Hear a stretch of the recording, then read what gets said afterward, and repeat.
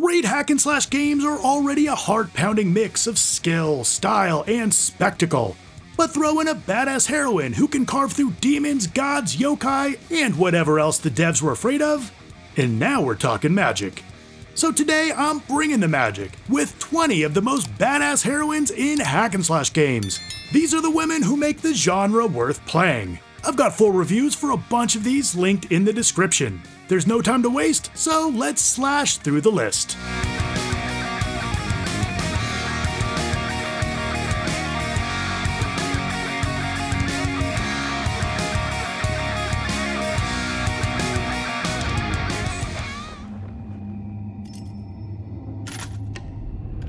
Don't fuck with a witch.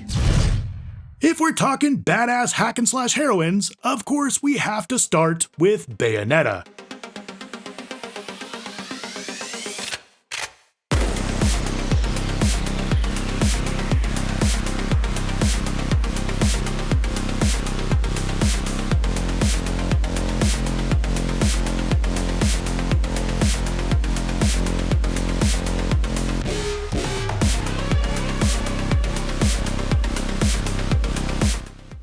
She's not just any badass heroine, she's the freaking GOAT. The patron saint of weaponized confidence, the high priestess of gun heels, and the only woman who can suplex a god and look damn good while doing it. Her gameplay is the gold standard of stylish action. Every move feels intentional, precise, and downright disrespectful to whatever angel, demon, or eldritch thing that dared to breathe in her presence. Even when the chaotic story goes off the rails, and it does, she carries it with the same confidence she uses to carry her guns. On her feet. Because why hold them when you can just not? Quentin Tarantino would be so proud. Of course, we can't pretend Bayonetta isn't dripping with fan service. The camera basically simps for her. Her outfits are literally her hair, and her executions are fetish fuel.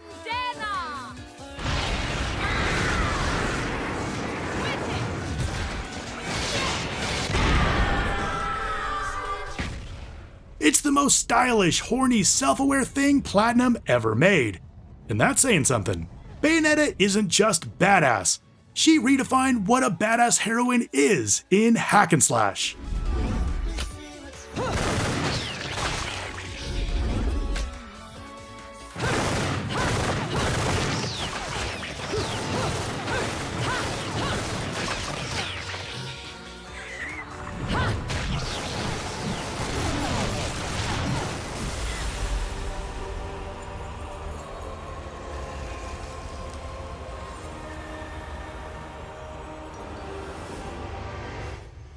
Going from the queen of stylish action to something darker, moodier, and a whole lot edgier. Soulstice is the bloody smoothie you get when you blend Devil May Cry with Claymore. You play as Briar, a weaponized super soldier with an extra big ass greatsword, and Lute, her ghostly sister who hovers over her shoulder. Combat is all about rhythm, aggression, and managing two characters at once. Briar does the slicing and smashing, while Lute provides shields, counters, and crowd control. When it clicks, it feels awesome, like you're performing a beautifully violent duet. Briar delivering the pain, and Lute making sure you live to fight another day.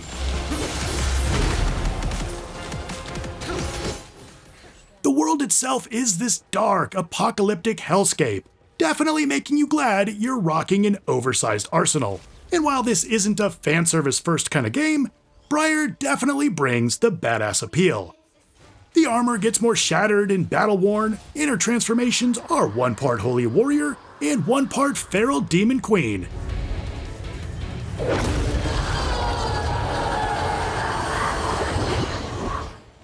Soulstice is the definition of underrated. It's fast, flashy, tough as nails, and gorgeously grim, with a dual character twist that makes it a total standout.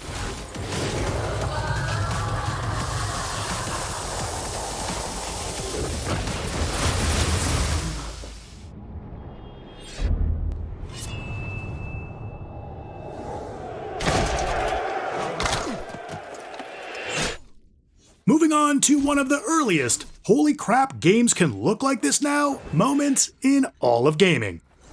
Heavenly Sword was jaw-dropping at the time, and Noriko remains one of the best hack-and-slash baddies. She wields the legendary Heavenly Sword. Oh, that's why they call it that. A cursed god-tier murder blade that grants ridiculous power, but slowly drains the life of whoever uses it. So she does what any self-respecting warrior would do. She uses it to wipe entire armies off the map. Combat is a fluid dance, all about swapping between attack stances to juggle, stun, and slice enemies with stylish precision. Noriko's design leans into the beautiful death goddess trope, with her revealing outfit and that hair that blew our minds back in 2007, balancing sexy with power in a way that still stands out today. Honestly, Ninja Theory knew exactly what they were doing, and goddamn, did they do it well.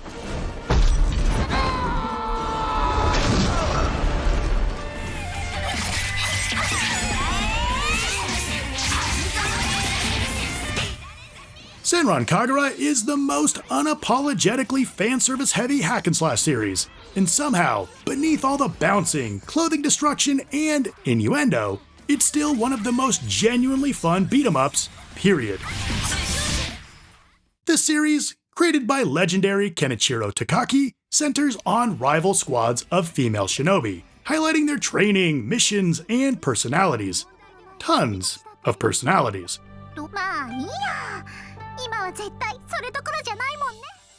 Gameplay-wise, Senran Kagura is shockingly legit. You've got blazing fast combos, aerial juggling, and character-specific super moves.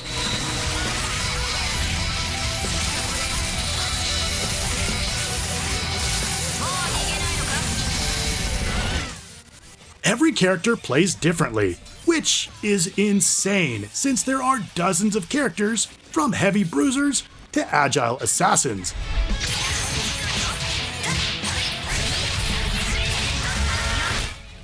So yeah, the series has real depth under all of the, physics. And the series leans completely into fanservice, cranking the dial all the way up. I'm talking clothing destruction, transformation sequences, beach episodes, hot spring episodes, cooking in bikinis episodes. Pretty much if you can dream it, they've got a whole minigame dedicated to it. Senran Kagura is one of the most iconic, most infamous, and most entertaining hack-and-slash franchises ever made. If you haven't checked out the series, you need to get on that ASAP.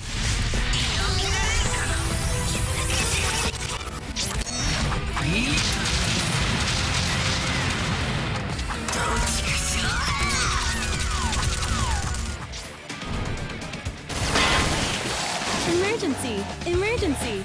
Intruders have breached the entrance. Next is the pure, unfiltered, stylish energy of Full Metal Schoolgirl. You play as a cyber-enhanced schoolgirl, cutting through waves of the working dead as you scale 100 randomized floors of an evil megacorporation's evil mega headquarters. The combat is wild as you slice, dice, and blast enemies using chainsaws, katanas, Gatling guns, and anything else you pick up along the way. It's all about momentum. Keep hitting, keep moving, and never let the enemy breathe. You can go home for the day. Firing missile! There's not a massive cinematic storyline here, but the vibes carry the whole experience. You climb as high as you can, die, and get upgrades from the bounciest mad scientist, all before doing it all over again. What makes Full Metal Schoolgirl so rad is how shockingly tight the combat feels. That's what she said. Just clean, responsive action, letting you shred enemies like a juiced-up cyber ninja. It absolutely deserves more love from roguelite and hack-and-slash fans. Just relax and let me handle this.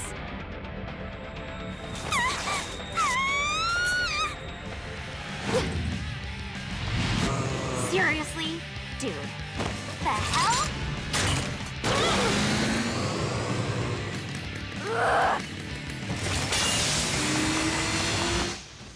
If you know Suda51, you know he's a madman, making games unlike anyone else.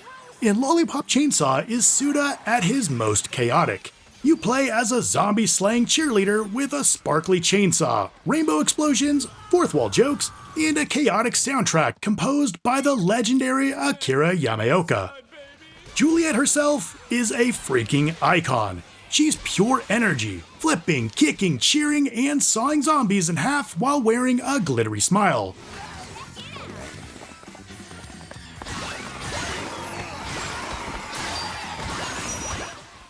The combat blends crowd-controlled chainsaw combos with high-flying acrobatics.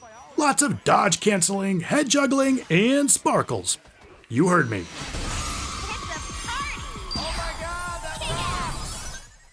The story is total nonsense in the best way. Juliet is dealing with a full-blown zombie outbreak, a decapitated boyfriend who wisecracks from her hip,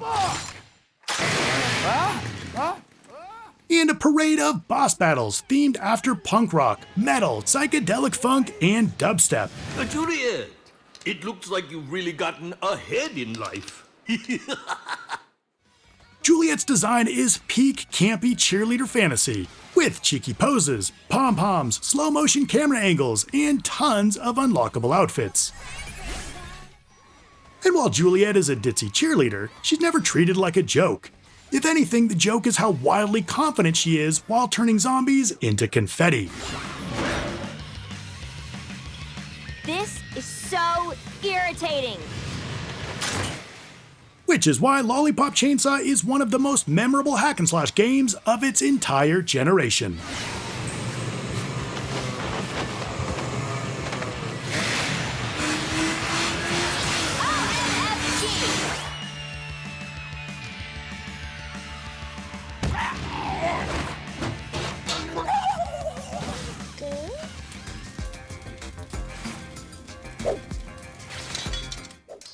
Moving on to a little hidden gem.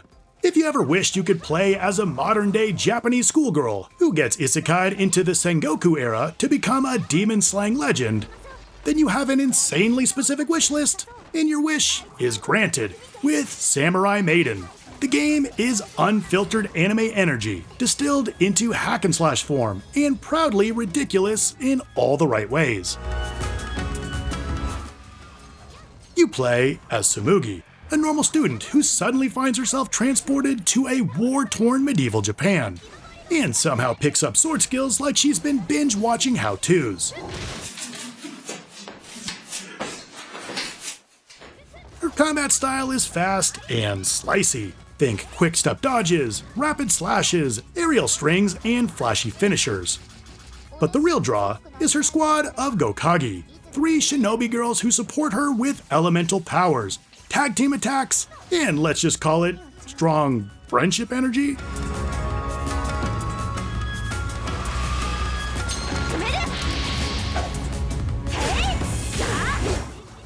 And while the fan service is there, it's more cutesy than thirsty. Tsumugi and the Gokage have expressive designs, dramatic poses, and bonding scenes that give off Yuri vibes. There's no shame in it. The game knows its audience, winks at them, and keeps on slicing.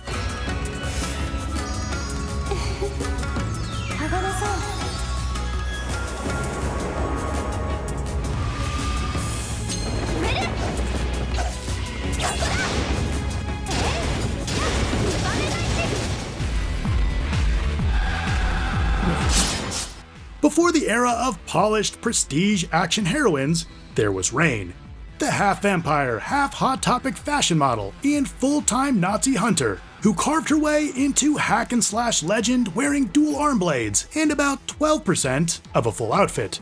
BLOODRAYNE is pure early 2000s attitude. It's gory, edgy, sexy, and aggressively cool, in a way that feels like it should be blasting industrial metal in the background. Which it does. Rain's combat style is all momentum. She flips, spins, slices, and decapitates enemies like she's practicing her floor routine. Her trademark arm blades turn every encounter into a blender, and her acrobatics let you chain kills at breakneck speed. and you literally grab enemies mid-fight to take a sip.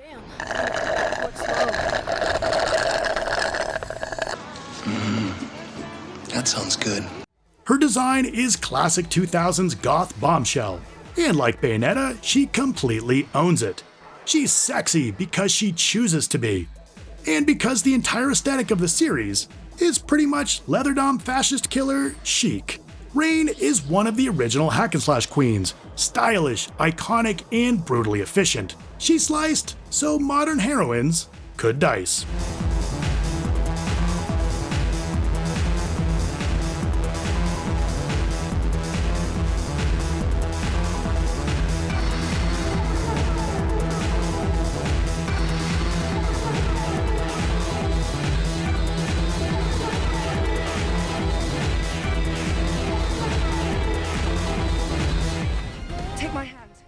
Next, I have 4 words for you. Stellar Blade. Stellar Blade doesn't just deliver some of the cleanest, most precise melee combat ever. It doesn't just have an epic sci-fi setting. It doesn't just have one of the hottest heroines in any game period. It also showed the industry what gamers actually want. We're tired of ham-fisted, virtue-signaled messages, predatory monetization, and ugly characters. We just want great gameplay, a solid story, and attractive heroes. And that's exactly what Stellar Blade delivered, and more. So, unless you're a douchey video game exec, the record-shadowing sales should come as no surprise. The gameplay is a mix of fast hack-and-slash action with Souls-like precision, carving through an army of Naytiba grunts and towering bosses. This setting leans into sci-fi apocalypse vibes with a mysterious backstory surrounding Eve's origins. And then there's Eve's design. Dear Lord, the kind of controversial but very deliberate aesthetic that grabs everyone's attention. Stellar Blade is what so many of us have been demanding for years. Thankfully, its success has inspired other developers to simply listen to gamers. Who'd have thought, right? I have a ton to say about this game. Check out my review to see why this was such an important turning point for gaming.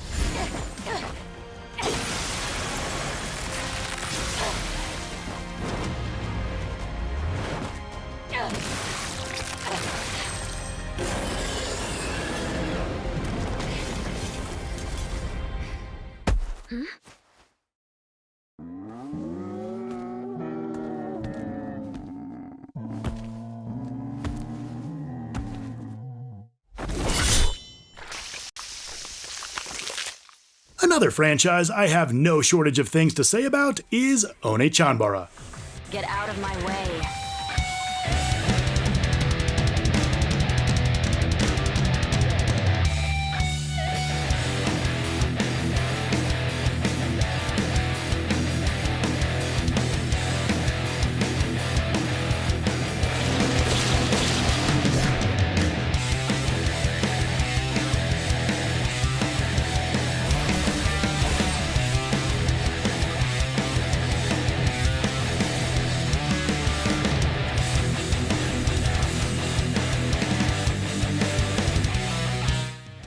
If Mount Rushmore honored hack-and-slash heroines, Aya and Saki would definitely be on it. Cowboy hats and all. The series is the definition of B-movie brilliance. You've got zombies, bikinis, blood, so much blood. Like an ungodly amount of blood. I get it. That makes sense. The core gameplay is simple, but insanely fun. You slash, spin, and dodge through endless waves of the undead. Clean off the blood and do it all over again. All while rocking the cheekiest outfits in the genre. The series started off as a budget title on the PS2, but over the years grew into one of the best hack-and-slash series that no one talks about. Well, almost no one. Yeah, I've made a video or two. I just like it is all. I put links to all of my ONECHANBARA videos in the description, but if you want to see why I'm so nuts about the series, check out my deep dive.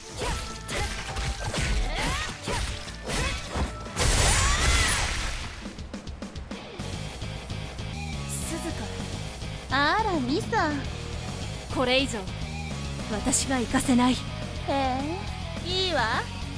少し遊んであげる。 If ONECHANBARA is grindhouse success, MITSURUGI KAMUI HIKAE is the opposite. Total katana discipline, distilled into a budget but brutally sharp anime slasher. You play as Misa, a shrine maiden sword prodigy hunting down her corrupted best friend. What makes this game stand out is its absolute focus. This is hack and slash boiled down to the bone.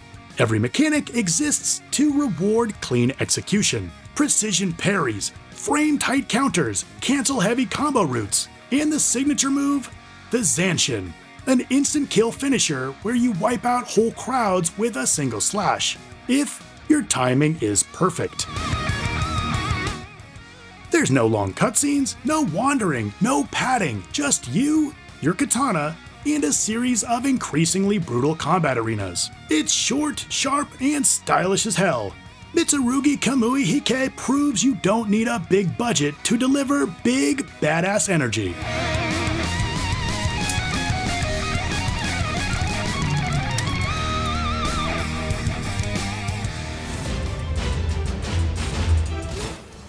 If Dark Souls and Shadow of the Colossus had a baby, and that baby grew up to become a cursed fashion-forward anime assassin, it would look a lot like Malicious Fallen. This is a boss rush hack and slash where you drop into giant arenas and fight colossal monsters, armed with morphing spectral weapons. And your heroine, the Spirit Vessel, is basically a one-woman army who can glide, blast, and combo enemies in midair forever. The game throws you straight into boss fights with zero warm-up, zero hand-holding, and zero mercy. No mercy.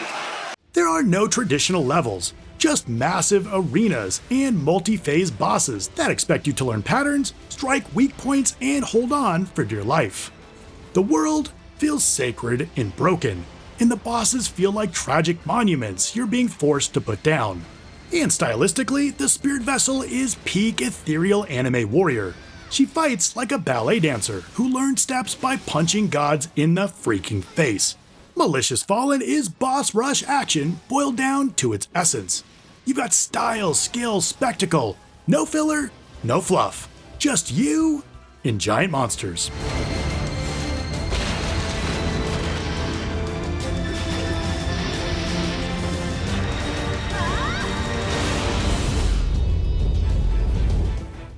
Moving on to the absolute bloody chaos of Bloody Spell.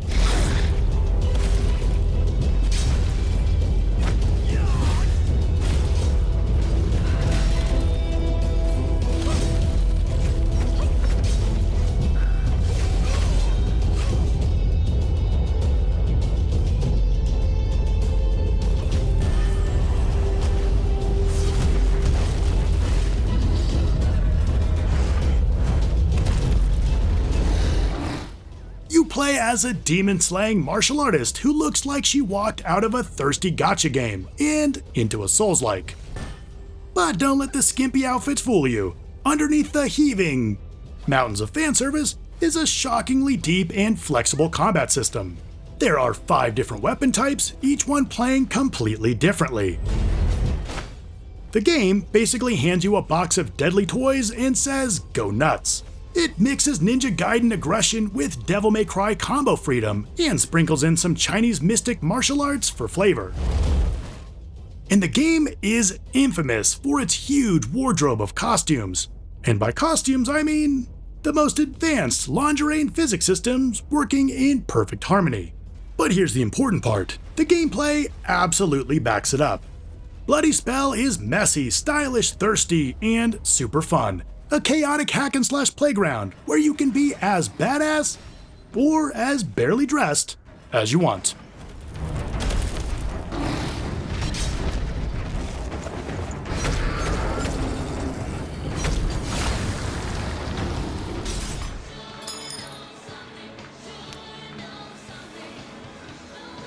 Keep the fork, honey. Here's pie. Wanted Dead is part slasher, part shooter, part karaoke break, and entirely unhinged. It's the most PS2-ass PS5 game ever made, and that's why I love it so much. The game feels like someone duct-taped Ninja Gaiden to an 80s B-movie action flick, which makes sense since the developers were former Team Ninja members. You play as Lieutenant Hannah Stone. She's not your typical sexy heroine. She's the hot mess, no-nonsense type who will cut out your liver, reload her pistol, and make fun of your haircut before sawing you in half. Hell yeah. And the combat is so gloriously unhinged. It's a brutal mix of fast katana slashes, precision dismemberment, yes, limbs go flying, and John Wick-style gunplay.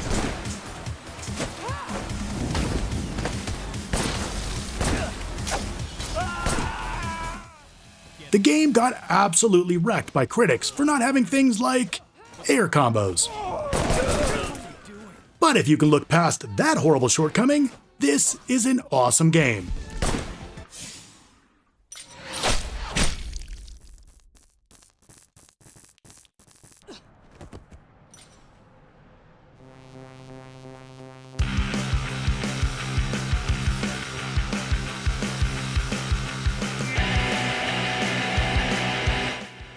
Sometimes you're wanted dead, and other times, all you want is school.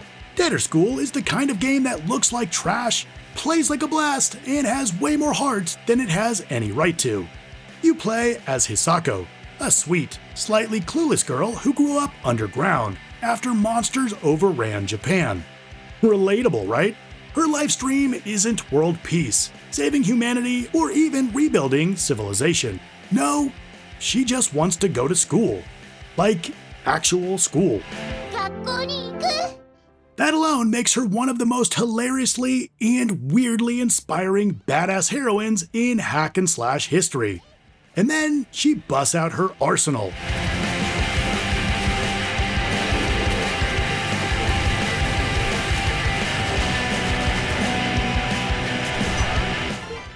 Combat is a wild blend of side-scrolling hack and slash, gunplay, and RPG customization.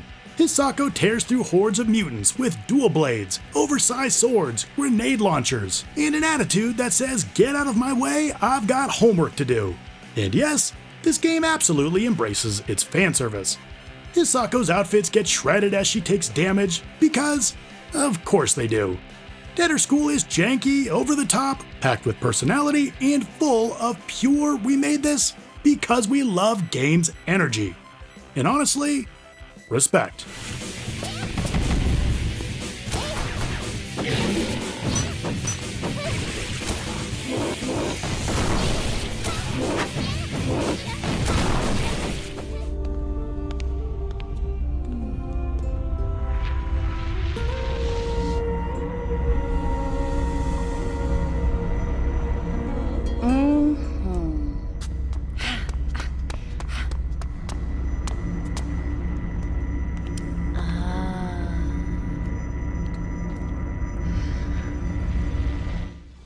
Before Souls-likes took over the planet, before every hero needed emotional depth and tragic backstories, there was Ayumi, the dual-pistol, dual-blade treasure hunter who looked like she walked straight out of the early 2000s, starting with X-Blades.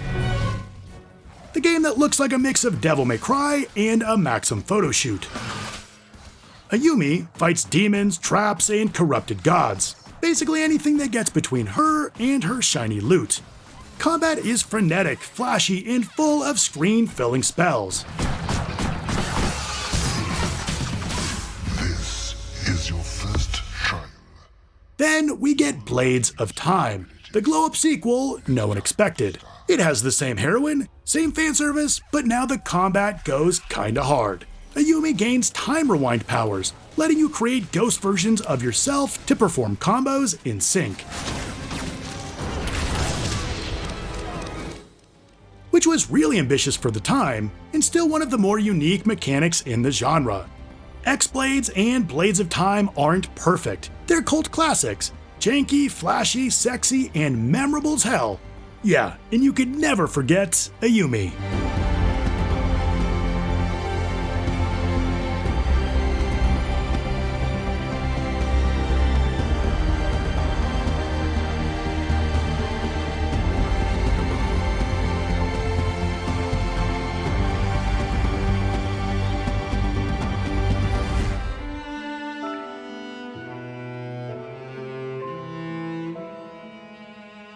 Other. Keeping things old school with Red Ninja End of Honor. This is the kind of PS2 era cult classic that could absolutely not come out today. You play as Kurenai, a young kunoichi who survives a brutal attack that most people would pick up the pieces of their life and try to move on. But Kurenai isn't most people. I'm not dead. She develops a weaponized grudge and the desire to make everyone else feel what she felt. She's quiet, deadly, gorgeous, and laser-focused on revenge. Combat is a mix of stealth, traps, and fast acrobatic slashes. But the star of the show is the tether wire weapon. Kurenai uses it to slice throats, trip enemies, and swing across rooftops. Or just straight up yo-yo dudes into mist.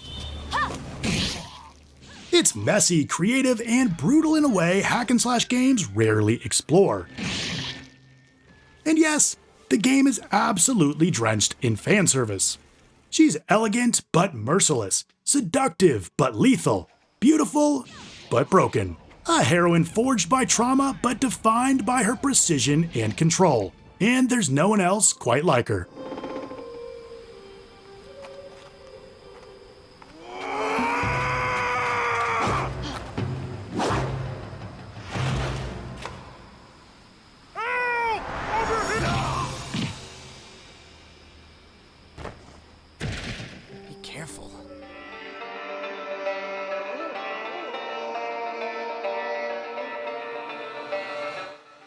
Moving on to a new game with an old setting, Medieval Istanbul, or Constantinople for all you nerds. Nerd! Concubine is one of the wildest, boldest, and most unapologetically thirsty hack and slash fever dreams to ever drop into the indie scene.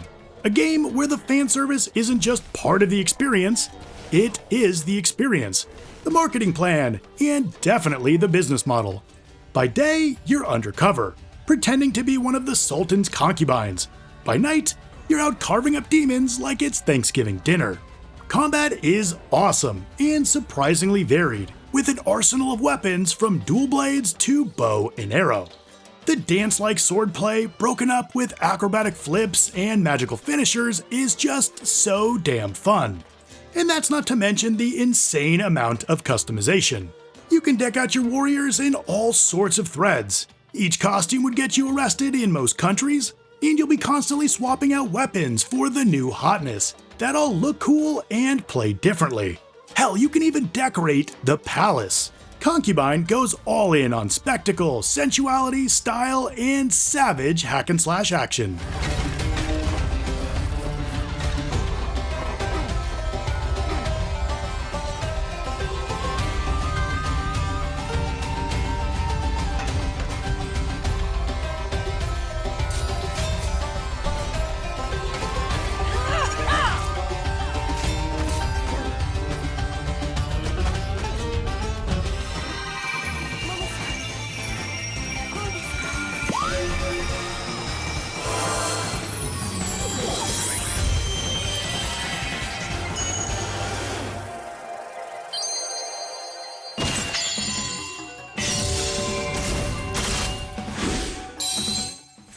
Next is Valkyrie Drive BHIKKHUNI, a game packed with as much bounce as blades. And if this reminds you a bit of SENRAN KAGURA, well, you're picking up on that signature Kenichiro Takaki style, you sly dog. You play as one of several superpowered girls stranded on BHIKKHUNI Island, a place where a mysterious virus causes, let's call it, combat enhancement. When tensions rise, emotionally or otherwise, you transform into a living weapon. It's basically magical girl fan service alchemy dialed to 11. The combat is fast, floaty, and surprisingly polished, especially since this was a niche game originally locked to the Vita. Air combos go on forever, special attacks explode into neon particles, and you can juggle enemies from one end of the arena to the other. And just like SENRAN KAGURA, they ain't hiding the fan service at all. Outfits break, physics abound, and the transformations are basically softcore anime sequences with swords. But the real shocker is it's actually damn good. Once you get past the blush-inducing presentation, you find a slick, energetic action game with character variety, deep combat systems, and a surprisingly heartfelt story. Dressed up in the most chaotic fan service the PS Vita ever touched.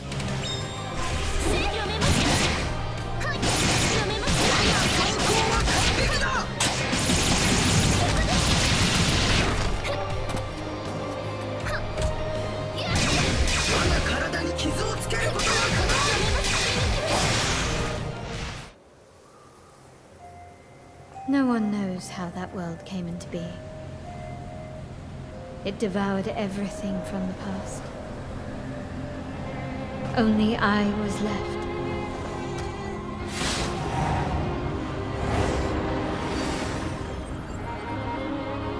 That was a fatal mistake. And to wrap up this list, let's look into the future. Because the era of badass hack-and-slash heroines is far from over. In fact, one of the most promising new entries on the horizon is the upcoming Tides of Annihilation, a dark fantasy action game that looks ready to step into the arena with Bayonetta, Stellar Blade, and SOULSTICE, while bringing its own Arthurian energy to the genre. You play as Astra, a warrior who walks the line between mortal and myth. She's caught in a war between cosmic leviathans rising from a corrupted sea, each one worshipped by fanatical cults that look like they wandered from Bloodborne. Combat is shaping up to be fast, brutal, and beautifully over the top, with wide sweeping blade arcs, dark magic bursts, mobility that feels closer to flying than dodging, and Ascendant mode, where Astra fuses with ancient relic spirits and turns into a glowing demigod, ready to shred titans the size of buildings.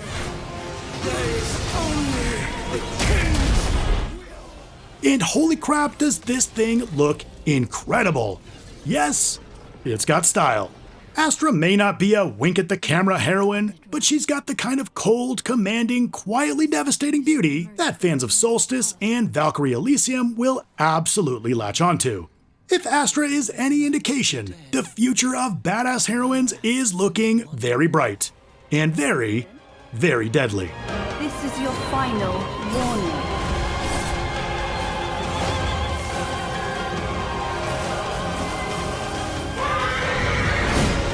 My quarrel lies not with you, but I will take back everything that belongs to me. Even if the price is... And that's 20 hack-and-slash games with the most badass heroines. Who is your favorite bladed baddie, and who did I miss? Let me know down below. Hit like and subscribe, and check out the best combat in waifu games. Alright, see you in the next one.